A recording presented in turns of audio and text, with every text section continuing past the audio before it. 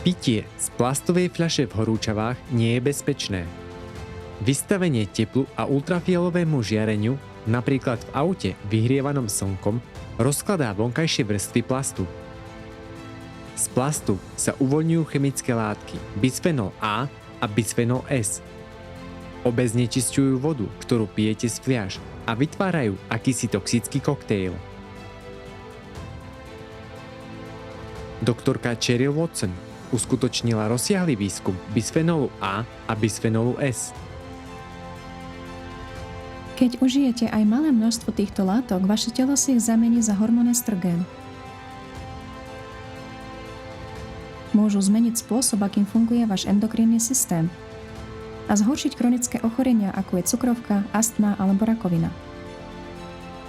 Štúdie na zvieratách ukázali, že bisfenol negatívne ovplyvňuje vývoj mozgu a imunitného systému.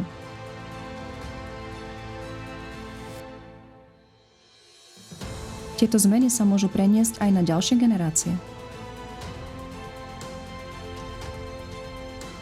V konzumnej spoločnosti sa nikto nestará o ľudské zdravie. Jednoducho to nie je výhodné. Honba za ziskom spôsobuje, že výroba nemyslí na vplyv plastov na ľudské zdravie. Hlavným cieľom je dosiahnuť vyšší zisk.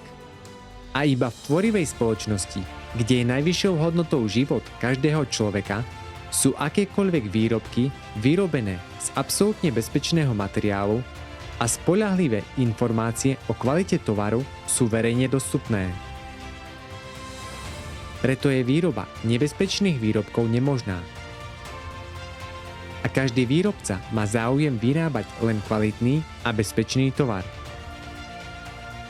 Koniec koncov, dopyt bude len po takomto výrobku.